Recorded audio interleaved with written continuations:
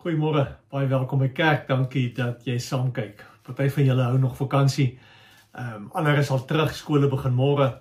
Dit is my gebed dat die Here hierdie jaar op 'n spesiale manier in jou lewe sal werk. Kom ons bid saam. Here, dankie dat ons mag stil word voor U. Dankie dat ons saam mag kom en na U woord kom luister. Dankie dat hierdie woord die lig op ons pad, die lamp vir ons voet is. Dankie dat ons na U toe kan kom vir wysheid, vir leiding, vir rigting, ook vir hierdie nuwe jaar wat voor lê. Dankie dat ons lewens voor U kan kom neerlê. Amen. Ek wil graag vir ons lees vanoggend uit 1 Konings hoofstuk 8, 1 Konings 8, die interessante verhaal van die inwyding van die nuwe tempel. Nou, Salomo bou vir God 'n nuwe tempel, soos die Here vir Dawid beloof het. En die tempel was vir die Jode, vir die Israeliete ongelooflik belangrik. Ons gaan terugkom nou so intoe. Maar kom ons lees eers saam. 1 Konings 8, ons gaan daar lees vers 14. Net so 'n bietjie agtergrond. Die tempel is gebou, die ark van die Here is tempel toe gebring, en dan staan Salomo op en hy sê die volgende vers 14. Daarna die koning sy gesig na die hele gemeente van Israel toe gedraai en die gehele gemeente van Israel geseën terwyl hy daar staan. Hy het gesê, geloof sy die God van Israel wat aan my vader Dawid 'n belofte gedoen het en dit deur sy mag vervul het. Vers 20. Die Here het die belofte nagekom wat hy gemaak het.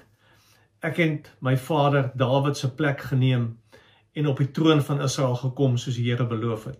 Die tempel vir die naam van die Here, die God van Israel, het ek gebou.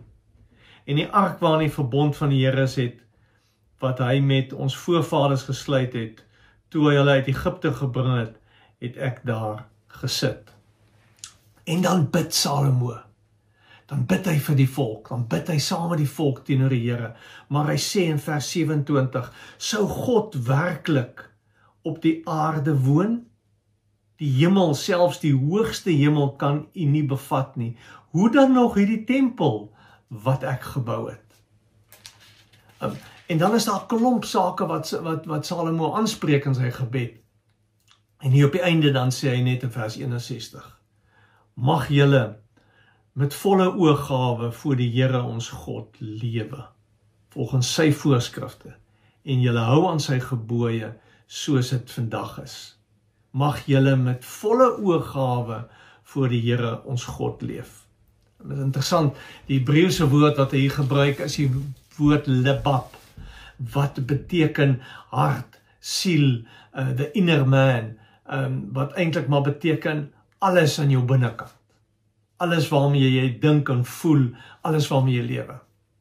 Dit kom van 'n ander Hebreëse woord wat eintlik beteken om met wysheid op te tree, om te waag, om dit met hierdie God te waag, om hierdie God so goed te ken, dat ek met hom sal waag. Kom terug daarheen nou. 1 Konings 8 vertel die verhaal van die inwyding van die nuwe tempel. En ons moet onthou, vir die Israeliete was dit 'n groot storie. Want die Israeliete het eers die tabernakel en nou in die tempel gehad en geglo dat dit die fisiese woonplek was van God op aarde. Dis God se huis. En daarom was dit heilig. Dis waarheen jy gaan om God te aanbid. Dis waarheen jy gaan om offers te bring. En dit was die middelpunt van hulle godsdiens. En van alles wat hulle oor God geglo het. Maar dit was ook meer as dit. Dit was vir hulle 'n bevestiging dat hulle God se mense is. En hoe meer indrukwekkend en hoe groter die tempel is, hoe groter en sterker is hulle God. En vir die Israeliete was hierdie 'n geweldige belangrike punt in hulle godsdiens. Want hierdie tempel was waarvoor hulle vir baie jare lank gehoop het. Hulle wil hulle eie tempel hê, hulle is moeg vir die tabernakel, daar moet iets meer wees, want die volke rondom hulle het almal hulle tempels. Maar die punt wat Salomo probeer maak, is dat dit nie eintlik oor die tempel gaan nie. God soek meer as geboue. God soek ons harte, ons libab. God soek alles van ons. Hy soek fully committed mense wat hom sal gehoor, wat aan hom gehoorsaam sal wees. Soos vers 61 sê, hy soek mense wat hulle harte by hom sal kom neersit. Dis wat God soek. Ons moet 'n paar belangrike goed in hierdie verhaal mooi raak sien. Ek dink daar's 3 goed. Ek dink die eerste ene is dat die tempel was vir die Israeliete 'n bewys dat jy God kon vertrou. God het sy beloftes nagekom. God het beloof hulle gaan 'n tempel kry en hier kry hulle die tempel. En dit word gevier. Elke keer as jy tabernakel toe gaan, elke keer as jy tempel toe gaan, dan vier ons die feit dat God sy beloftes nakom. Is dit nie wat ons met Kersfees gedoen het? Vier God wat sy beloftes nagekom het toe hy sy seun gestuur het. Is dit nie wat ons elke Sondag doen as ons kerk toe gaan nie? Ons weet, hierdie God is betroubaar. Jy kan hom op sy woord vat.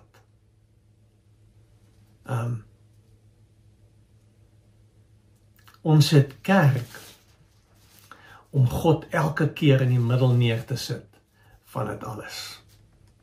Om elke keer as ons saamkom te verklaar, God is hier, God is goed, God is groot.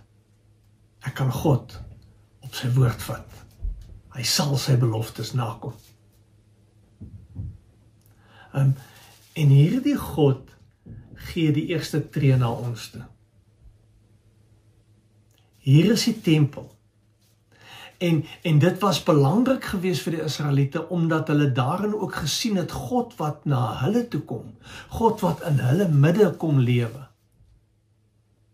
God wat met hulle wil praat. Dis waar die netwerk wat ons so graag wil wees begin. By God wat eerste na ons toe kom. By God wat na ons toe uitreik. En ons moet verstaan hoe belangrik is hierdie konneksie, want alles begin daar. By hierdie konneksie wat jy kan vertrou. So die eerste gedagte is dat die tempel is 'n bewys wat jy God kan vertrou. Die tweede gedagte wat Salomo probeer maak is dat God is groter en meer as 'n gebou. Vers 27 het hy gesê, toe hy die vraag vra, sou God werklik op die aarde woon? Die hemel, selfs die hoogste hemel, kan u nie bevat nie. Hoe dan nog hierdie tempel wat ek gebou het? God woon nie in pragtige geboue of goed uitgedinkte, uitgewerkte planne nie. Of in opwindende feeste en dinamiese byeenkomste nie. Het gaan nou baie meer as dit. Kerk gaan altyd ook baie meer as dit. Salomo weet dat ons God nie kan inperk in geboue nie. Salomo weet dit. Paulus weet dit. Later skryf hy in die Nuwe Testament as hy sê, ons is God se tempels. En as ons die tempel is, dan soek hy nie ons offers nie, hy soek ons lewens. Romeine 12 vers 2 wat sê, laat julle lewens aan God lewendige en heilige offers word. God soek alles van ons. En die bedoeling was elke keer as jy in die tempel instap, elke keer as jy in 'n kerk instap, of na 'n preek luister, dan sê jy eintlik daarmee, Here, ek gee myself nie. Here, hier is ek. Ek is in u woonplek. Ek is die tempel wat lewe. En ons sien dit amper die beste in presies dit wat Salomo dan volgende doen. Salomo kom en dan bid hy. Van vers 22 af. Trend een van die langste gebede wat ons kry in die Bybel. Kom Salomo en hy kom sê eintlik gebed sit in die hart van kerkwees. Van worship. Gebed is in die hart van 'n verhouding wat ons met God het. Want sonder konneksie het ons niks. In vers 61 sê hy, mag julle met volle oorgawe voor die Here lewe. Mag jy jou hart, jou lebab voor die Here kom neersit. Mag jy dapper genoeg wees om jouself te kom gee vir hierdie God. Onthou julle, Jesus het self op 'n punt gekom, 'n sweep gevleg, en mense uit die tempel gejaag, en toe het hy gesê, julle maak van die huis van my Here, van my God, van my Vader, 'n rowerspelonk, dis veronderstel om 'n plek van gebed te wees. Jesus het dit verstaan. Kyk, vir mense van daardie tyd, wat hulle godsdiens en hulle verhouding met God primêr gemeet het aan die feit of hulle tempel te kom, of hulle offers moet bring, of hulle reëls nakom op die regte maniere, was hierdie 'n baie groot skuif. Toe Salomo kom en sê, ons het heel eerste gebed nodig om hierdie verhouding gesond te hou, om hierdie konneksie heel te hou. Elke keer as ons kerk te kom, dan doen ons dit of doelbewus of onbewustelik, sê ons eintlik, Here, hier is ons, sien ons raak, praat met ons, vat ons, vergewe ons, maak ons nuut, gebruik ons, vorm ons. Is dit nie wat ons doen as ons kerk te gaan nie? Die erkenning van, God, U is besig om te werk en ek kan nie en ek wil nie sonder U leef nie. Daarom staan Salomo op en hy bid. En as jy na sy gebed gaan kyk, dan is dit baie duidelik dat hy sê, gebed sluit alles in my lewe, word die gebed gedra. Verhoudings wat nie reg is nie. As ek vergifnis nodig het, as ek platgeslaan is en niks werk uit nie en ek wil weer opstaan.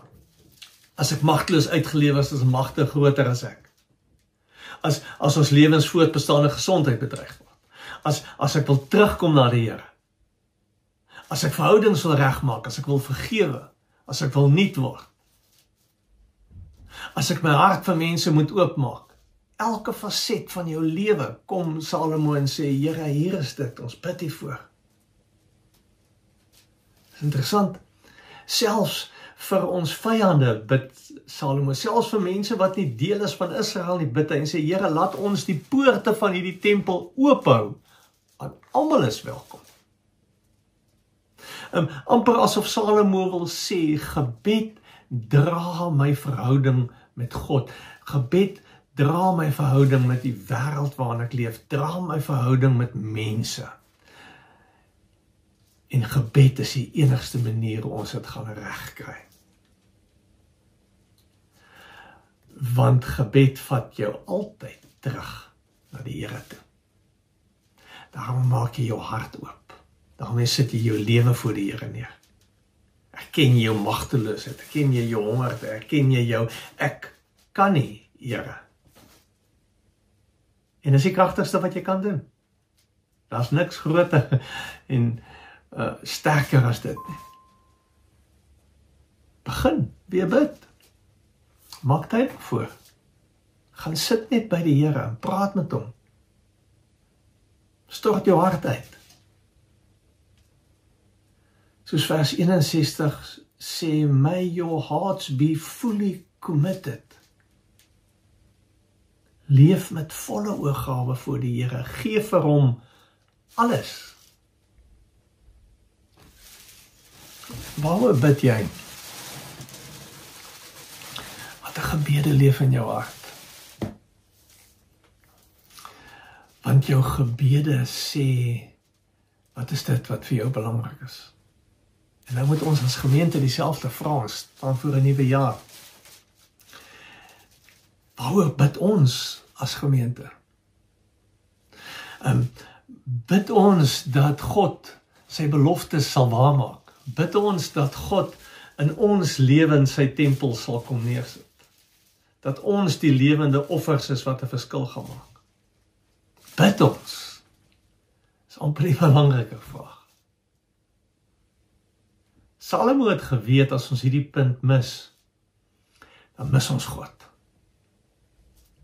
dan skuif ons God weg en reduseer ons hom maar net as deel van ons godsdienstplanne. Die gevaar vir die Israeliete dat die tempel so belangrik geword het, dat die tempel in die kern van hulle godsdienst kom staan het. En dan dat het maar eintlik net oor hulle self begin gaan het. Ons het nodig om die heeltyd met oop harte en oop oë voor die Here te lewe. Naby aan die Here te lewe. Ons het nodig om vir hom plek te gee. Om hom vas te gryp.